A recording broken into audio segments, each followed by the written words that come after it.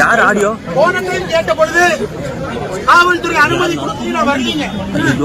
ஆனா இந்த டைம் மறுபடியும் நாம கேட்டோம், ஆர்ப்பாட்டம் பண்ணணும், மக்களோடு இருக்கணும், அனுமதி கொடுங்க. அனுமதி மறுத்து வீட்டுல கைது பண்றது. உதாரணத்துக்கு என்னைய வீட்டு சிறை வைக்கிற டீம் வந்துச்சு.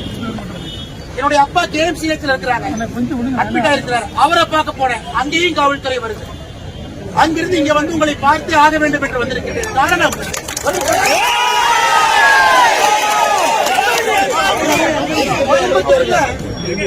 கோயம்புத்தூர்ல காலேஜ் பொண்ணை ரேப் பண்ணா 6 மணி நேரம் கழிச்சு பிடிப்பானு. ஆனா மக்களுக்கு இங்க பேசினா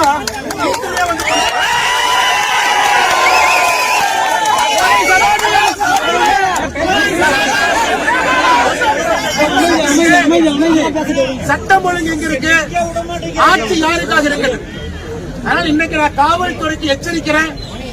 நாளைக்கு காலையிலிருந்து உங்களை வீதியில மட்டும்தான் நாங்க வச்சிருப்போம். நீங்க ஓடிட்டே தான் இருக்கு.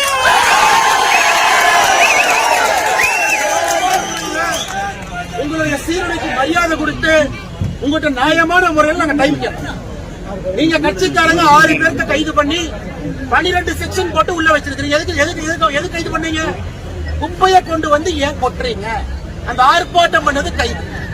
இன்னைக்கு திருப்பூர்ல இருக்கக்கூடிய இந்த மாநகராட்சியினுடைய மேயர் திரு தினேஷ்குமார் எவ்வளவு பெரிய ஊழல் கிடைச்சாலும் உங்க எல்லாத்துக்குமே தெரியும். 50 ரூபாய் தொடப்பா கட்டைய 450 ரூபாய்க்கு வாங்குறாங்க.